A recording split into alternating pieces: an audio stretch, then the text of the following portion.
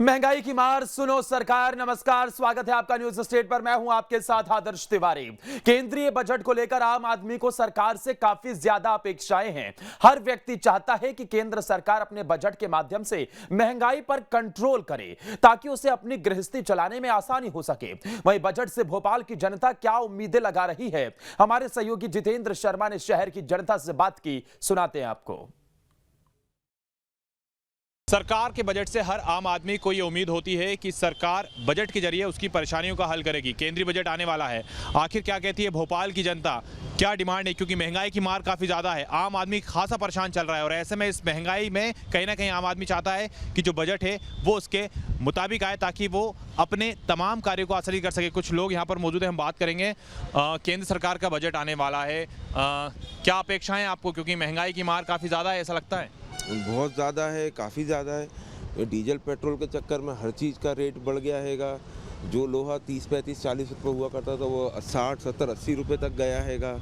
हर चीज़ में महंगाई है। हम ठेकेदार लोग हैं, हम लोग बहुत परेशान हैं। सीमेंट वगैरह सब चीज़ बढ़ रही है, खाद्य सामग्री बहुत ज़्यादा महंगी हो गई है और जो कलेक्टर रेट के हिसाब से जो आना चाहिए था वो सब चीज़ें फ़र्क पड़ जाएगा। बहुत महंगाई हो। तो क्या क्या अपेक्षा कर रहे हैं आप सरकार से? क्या अपेक्षा कर रहे हैं? सबसे पहले तो हम ये चाह रहे हैं कि पेट्रोल और डीजल के दाम कम हों, जिससे बहुत फ़र्क पड़ेगा। बजट के अंदर मैक्सिमम रोल उसी का ही होता है। जब बजट में पेट्रोल और डीजल कम होगा तो ट्रांसपोर्टेशन कम होगा, तो खाद्य सामग्री और बाकी हर चीज़ पे फ़र्क पड़ता है। बिल्कुल, देखिए हर चीज़ पे फ़र्क पड़ जाएगा और जाहिर सी बात है कि कहीं ना कहीं काफ़ी उम्मीदें रहती हैं। देखिए कुछ लोग और भी हैं, उनसे भी हम बात करेंगे। आप बताएं, केंद्र सरकार का बजट आ रहा है, कितनी उम्मीदें रखी हैं आपने इस बजट से? उम्मीदें तो सबको ही हैं। सब क्या मतलब महंगाई अभी बहुत ज़्यादा हो चुकी है और सब यही चाह रहे हैं कि बजट में सब कुछ सस्ता हो जाए। जैसे यही गैस की ये शॉप है, लोग बाग चाह रहे हैं कि थोड़ा उनको सिलेंडर थोड़ा सस्ता मिल जाए तो नॉर्मल यूजेस के लिए लोगों का खर्चा पानी कम हो जाए। आप बताएं, केंद्र सरकार का बजट आ रहा है, कितनी उम्मीदें हैं आपको केंद्र सरकार के बजट से? देखिए, मुझे तो बजट जैसे ही सुनता हूँ तो मेरे मन में एक ही गाना आता है कि सखी सैया तो खूब कमाते, महंगाई डायन खाए जाते। तो आजकल के युवा हो चाहे सीनियर सिटीज़न हो, बहुत ज़्यादा प्रताड़ित हैं बजट को लेके, महंगाई को लेके। आप देखिए मज़दूर जो हैं बेचारे वो न ढंग से खा पा रहे हैं, उनके पास एक टाइम के खाने के तक के पैसे नहीं हैं। तो महंगाई पे सरकार को कहीं ना कहीं बहुत ज़्यादा विचार करना पड़ेगा और हम युवाओं के लिए कहीं ना कहीं रोज़गार ना बोलना नहीं, उसको करके भी दिखाना पड़ेगा। बिल्कुल, उनकी जेब में पैसा नहीं है और यही वजह है कि यहाँ पर जो लोग हैं उनको कहीं ना कहीं उम्मीदें हैं सरकार से। भाई साहब, केंद्र सरकार का बजट आ रहा है, आपको मालूम होगा? हाँ, सुनाई में न्यूज़ देखी थी, मैंने पता था। क्या क्या क्या लगता है इस बार बजट कैसा होना चाहिए? कितना उम्मीदें हैं आपको सरकार से, क्या सस्ता करें? इस बार सरकार से सबसे ज़्यादा उम्मीद मेरे को इसी बात की है, क्योंकि जब भी बजट आता है जो पूंजीपति लोग हैं वो तो ठीक है, जो गरीब हैं उनके लिए भी सुविधाएं मिल जाती हैं, लेकिन बजट में कम से कम मध्यम वर्गीय इंसान है जो पूरा बजट का लोड सरकार का मध्यम वर्गीय इंसान के ऊपर आ जाता है। ऐसे में इस महंगाई की मार में कहीं ना कहीं जो लोग हैं वो यही चाहते होंगे कि जो बजट है वो काफ़ी जो आराम से, यानी कि बजट से उम्मीदें लोगों को काफ़ी हो। यहाँ देख सकते हैं चाय की एक दुकान है, ये भैया चाय की दुकान पर मौजूद हैं और यहाँ पर ये चाय भी बना रहे हैं। और ऐसे में चूंकि अब सरकार का बजट आ रहा है और हम कहते हैं कि हमारे जो प्रधानमंत्री हैं वो चाय वाले हैं, तो ऐसे में हम एक आम आदमी की आवाज़ उन तक ज़रूर पहुँचाएँगे। क्या नाम लिखते हैं आप? मैं राहुल अग्रवाल। राहुल, ये बताएं, चाय के रेट पहले कितने थे और अब कितने हो गए?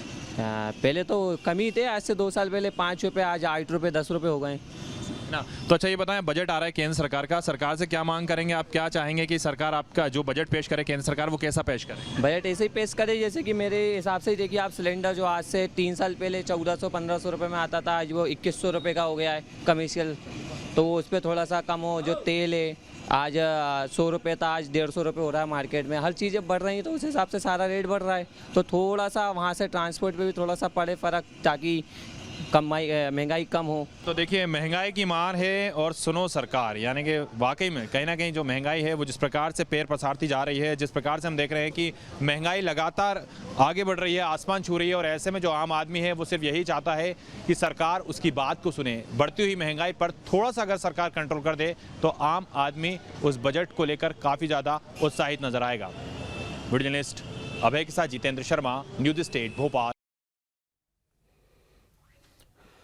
तो जितेंद्र की आपने ये रिपोर्ट देखी किस तरीके से लोग महंगाई की वजह से परेशान हैं और हर कोई बस एक ही बात कह रहा है कि महंगाई से थोड़ी राहत इस बजट के जरिए मिले तो उनके जो खर्चे हैं वो भी कम होते हुए नजर आएंगे। खास तौर पर जिस तरीके से पेट्रोल डीजल की कीमतें बढ़ रही हैं उसे लेकर लोगों ने कहा कि उस पर थोड़ा कंट्रोल होना चाहिए, इसके साथ ही महंगाई पर भी थोड़ा कंट्रोल होना चाहिए। तो बजट से लोगों को काफी उम्मीदें हैं, महंगाई की बात हो या फिर घर चलाने की बात हो, हर मुद्दे पर हर कोई बस यही चाहता है कि किसी तरीके से इस बजट के जरिए उनको लाभ मिल सके। खास तौर पर मध्यम वर्गीय परिवार इस बात की आस इस बार भी लगाए हुए हैं कि उन्हें इस बजट से कुछ फायदा मिलेगा। अब मेरे साथ मेरे सहयोगी जितेंद्र सीधा जुड़ गए हैं। जितेंद्र, अभी हमने आपकी रिपोर्ट दिखाई, लोग महंगाई को लेकर काफी परेशान नजर आ रहे हैं, लेकिन इस महंगाई का सबसे ज्यादा असर क्योंकि मध्यम वर्गीय परिवार पर होता है। कल बजट पेश होना है, आज आर्थिक सर्वे रखा जा रहा है, ऐसे में जनता क्या उम्मीद जता रही है, क्या किन अहम मुद्दों पर अगर बात की जाए तो किन अहम मुद्दों पर वो चाह रहे हैं कि उन्हें इस बार इस बजट से फायदा मिलता हुआ नजर आए?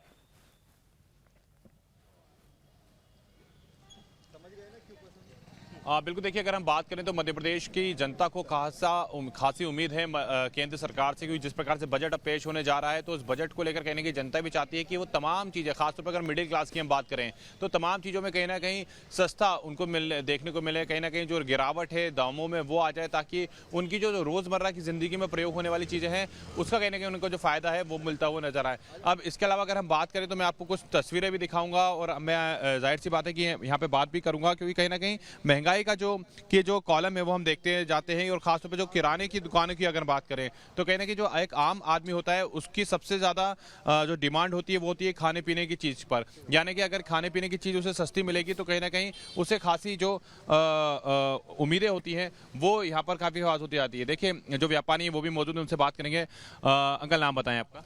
मेरा नाम सुरेश कुमार है।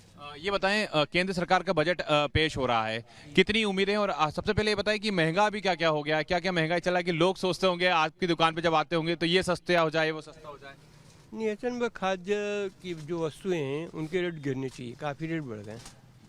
खाद्य सामग्री दाल चावल जैसे हो गए ना, आटा वगैरह महंगा, उनके रेट कम होने चाहिए। अंकल, इन 2 सालों के अंदर अगर हम बात करें तो कितना महंगाई ज़्यादा बढ़ी है? अब ऐसा तो कुछ अंदाज लगाया नहीं, बढ़ी है घटी है, किसी में क्या बढ़ता है किसी में घट जाता है।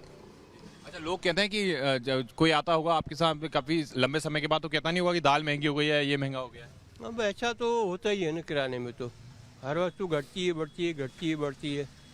बिल्कुल, तो देख सकते हैं आप यहाँ पर, अगर मैं आपको दिखाऊं तो जो रोज़मर्रा की ज़िंदगी में प्रयोग में आते हैं, खासतौर पे खाने पीने की चीज़ों की अगर हम बात करें तो दाल होती है, चावल होती है, आटा होता है, ये वो चीज़ें होती हैं जो हर व्यक्ति के प्रयोग में प्रतिदिन आती है। खासतौर पर अगर हम मिडिल क्लास की बात करें तो कहीं ना कहीं, क्योंकि देखिए रोटी कपड़ा और मकान, ये जो 3 चीज़ें होती हैं काफ़ी ज़्यादा महत्वपूर्ण होती है। और ऐसे में बजट जब आता है तो बजट के समय लोग यही इंतज़ार करते हैं कि कहीं ना कहीं सरकार उन्हें रिलैक्सेशन दे। जो बजट पेश हो रहा है केंद्र सरकार का, उस बजट के माध्यम से लोगों को जो सामान काफ़ी ज़्यादा महंगा मिलता है वो सामान सस्ता हो जाए।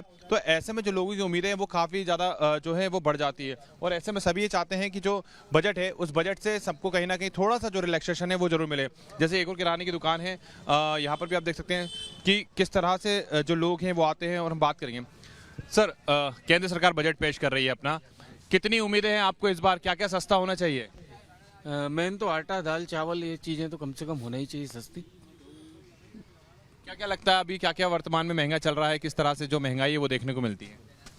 महंगाई तो सर ऑल ओवर सभी चीज़ों पर है इस समय जी, तो इन सारी चीज़ों को थोड़ा कंट्रोल करना जरूरी है। कंट्रोल करना चाहिए, टैक्सेस हटाने चाहिए आपको, ऐसा लगता है? जी हाँ, जीएसटी वगैरह में थोड़ा कमी करना चाहिए। जीएसटी वगैरह में थोड़ा कहीं ना रिलैक्सेशन दीजिए। आप बताएं भाई साहब, केंद्र सरकार बजट लेकर आ रही है, जब रोजमर्रा की जिंदगी में खाने पीने की चीजें आती है, कितनी परेशानी होती है अभी आप लोगों को सामान खरीदने में? काफ़ी परेशानी होती है कि अपन प्लान करके जाते हैं कि 10 चीज़ें लेके आएंगे, लेकिन 5 चीज़ों में ही अपना बजट ख़त्म हो जाता है, तो वो 5 चीज़ें अपन को छोड़ के आनी पड़ती हैं। तो कहीं ना कहीं आज सब लोग सरवाइव कर रहे हैं। बिल्कुल, देखिए सरवाइव कर रहे हैं। भाई साहब से कल भी हमारी बात हुई थी, आज भी वो मिले हैं हमें, हम उनसे बात करेंगे। आप बताएं, आप जब किराना स्टोर पर आते हैं तो कितनी दिक्कतें होती हैं आप? बहुत दिक्कतें होती हैं क्योंकि खाद्य सामग्री सबसे ज़्यादा महंगी है। अभी 30% का इजाफा है 2 साल के अंदर। अपन आटे का रेट लिया जाए तो पिछले साल या उसके पहले लिया जाए तो 20-22 रुपये का फ़र्क पड़ता था, अब वो 30-40 रुपये के आसपास का आ रहेगा। आप खुद अपनी कंपनी के आटे में देख सकते हैं, आपको फ़र्क दिख जाएगा। दूसरी चीज़, हर चीज़ ठीक है जितेंद्र, तो यानी कि जिस तरीके से महंगाई की मार की वजह से जनता परेशान नजर आ रही है और खास तौर पर ज्यादातर लोगों की डिमांड यही है कि कम से कम आटा, चावल, दाल, ये जो खाद्य वस्तु हैं, इनमें कुछ जीएसटी को कम करके या फिर जीएसटी ना लेकर कुछ रिलैक्सेशन दिया जाए। मेरे साथ मेरे दो सहयोगी और जुड़ गए हैं। दुर्गेश जुड़ गए हैं जबलपुर से, तो वही अंकुश सीधा रायपुर से जुड़ गए। सबसे पहले दुर्गेश के पास चलते हैं, जबलपुर। दुर्गेश, जिस तरीके से कल बजट पेश होने वाला है, उससे पहले जनता की क्या अब इसे लेकर उम्मीदें हैं और किस तरीके की परेशानियां हैं जो वो चाह रहे हैं कि इस बजट से उनकी परेशानी दूर हो जाए, उन्हें कुछ राहत मिले? बिल्कुल आदर्श, देखिए ये मोदी सरकार के दूसरे कार्यकाल का आखिरी पूर्ण बजट, लिहाजा इस बजट से देश की आम जनता को भारी उम्मीदें हैं क्योंकि ये चुनावी साल भी है, मध्य प्रदेश में भी चुनावी साल है और फिर 24 में केंद्र में आम चुनाव है।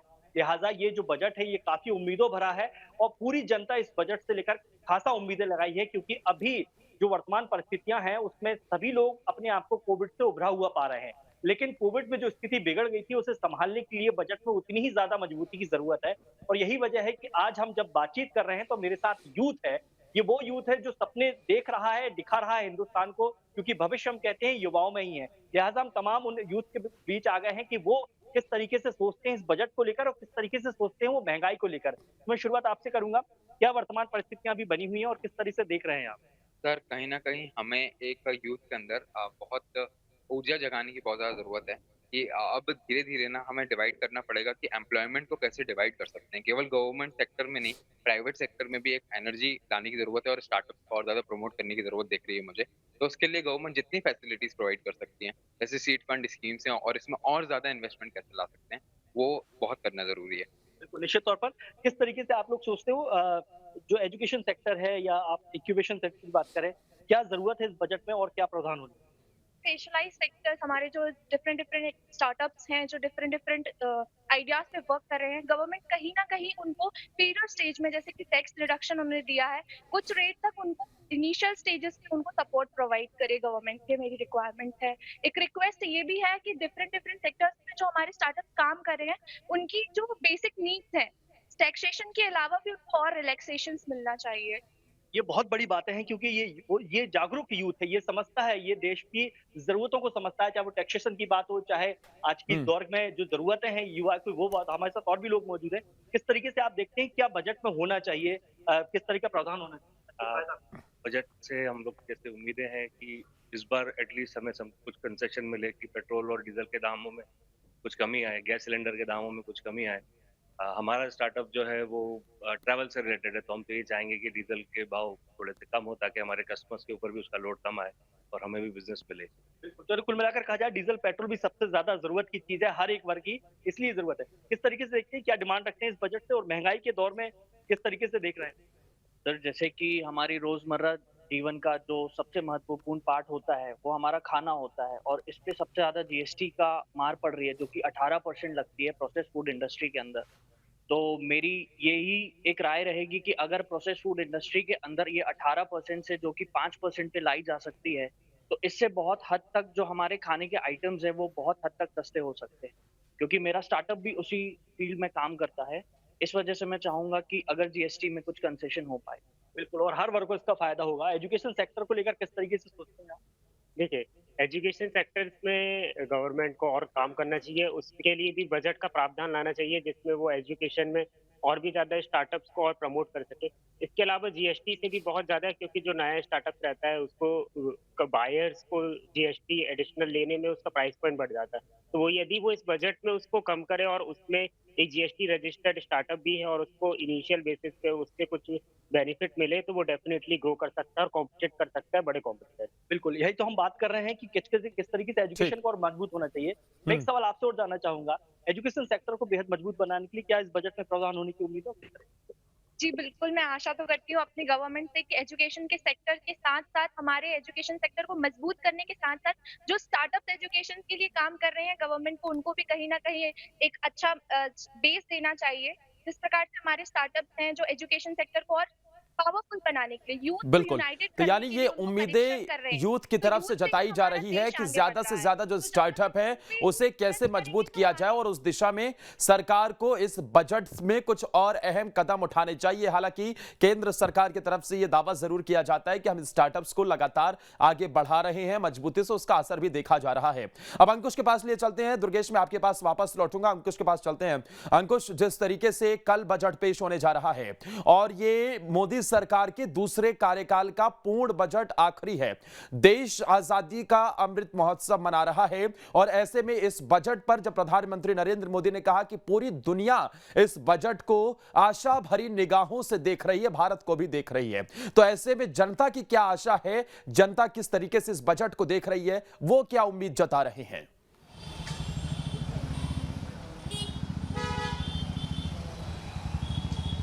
देखिए, बिल्कुल निश्चित तौर पर आदर्श और जिस तरीके से दुर्गेश, हमारे साथी दुर्गेश बता रहे थे कि ये इस बजट से उम्मीदें इसलिए बढ़ जाती हैं क्योंकि पिछली बार जो पिछले साल का जो बजट आया था उसमें कहीं ना कहीं डिजिटल भारत की एक बहुत बड़ी झलक देखने को मिली थी और उस बजट के आधार पर माना जा रहा था कि आने वाले समय में हिंदुस्तान किसी और नई दिशा की ओर आगे बढ़ते हुए दिखाई देगा।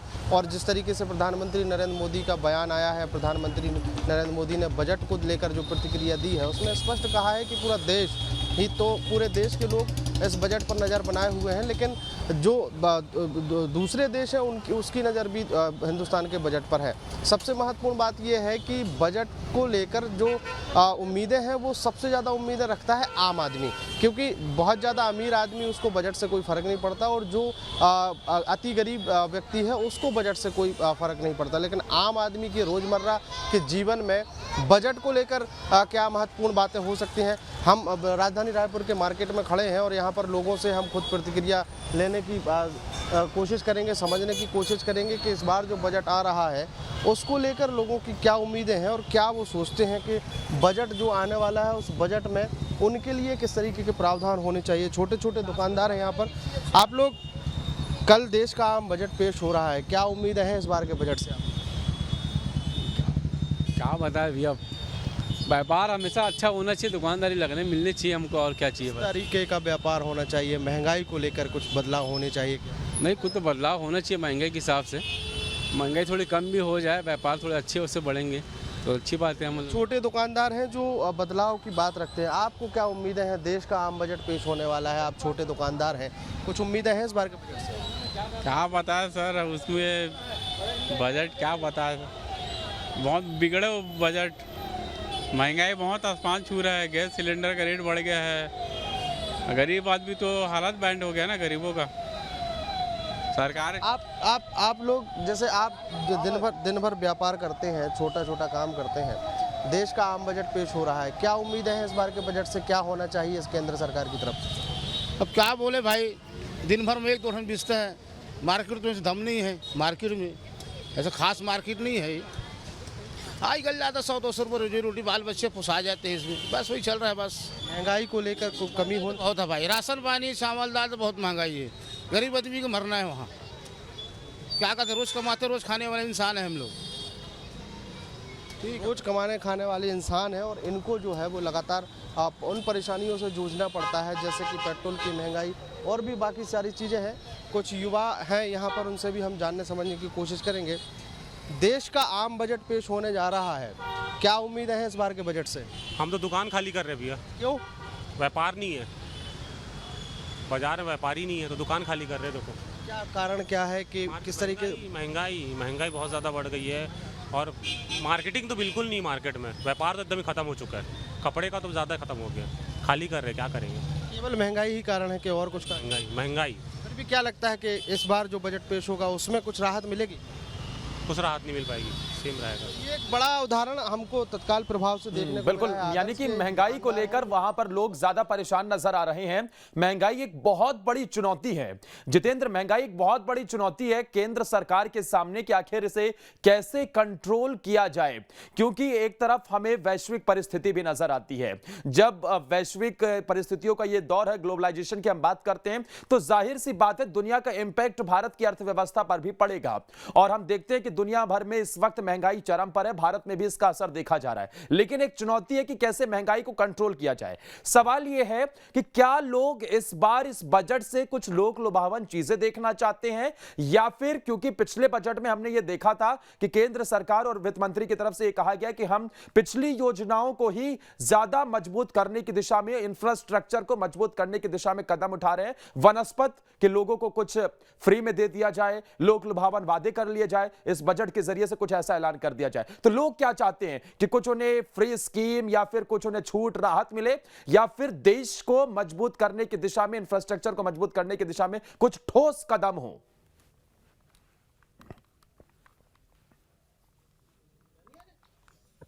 क्योंकि देखिए, अगर हम वैश्विक परिस्थितियों की बात करें तो जाहिर सी बात है कि पूरे देश के अंदर इस समय वैश्विक परिस्थितियां हैं, उसको देखकर भी ध्यान दिया जा रहा है। साथ ही इसका जो दूसरा बजट पेश हो रहा है उसमें कहने के ध्यान में रखा जा रहा है। इसके अलावा अगर हम इंफ्रास्ट्रक्चर की बात करें तो लगातार देखने को मिल रहा है कि किस प्रकार से पूरे देश भर में निर्माण जो कार्य हैं वो किए जा रहे हैं। आज से अगर हम 15 साल पहले का भारत देखें और अभी वर्तमान का भारत देखें तो कहीं ना कहीं थोड़ा सा बदलाव जरूर आता है।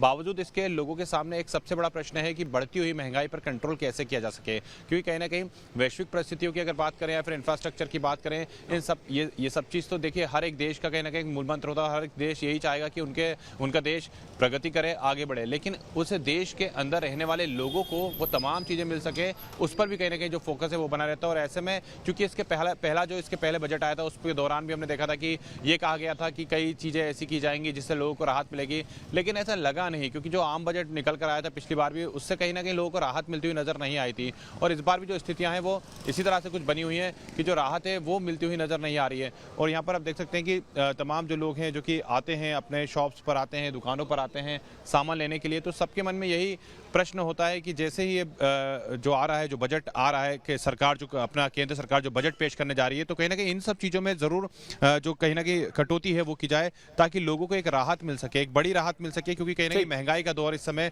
पूरे देश में देखने को मिल रहा है। ठीक है जितेंद्र, मैं आपको रोकना चाहूंगा क्योंकि हमारे साथ मिथिलेश भी जुड़ गए हैं इंदौर से, और वो भी वहां की तस्वीरें दिखा रहे हैं। मिथिलेश, मैं ये सवाल जानना चाहूंगा, अगर आपके पीछे कुछ लोग मौजूद हैं तो जरा उनसे जानिए कि वो लोग क्या इस बजट से उम्मीद कर रहे हैं, क्या उनकी एक्सपेक्टेशन है कि कुछ इसमें उन्हें डायरेक्ट बेनिफिट मिले या फिर भविष्य को देखते हुए कुछ ठोस कदम उठे।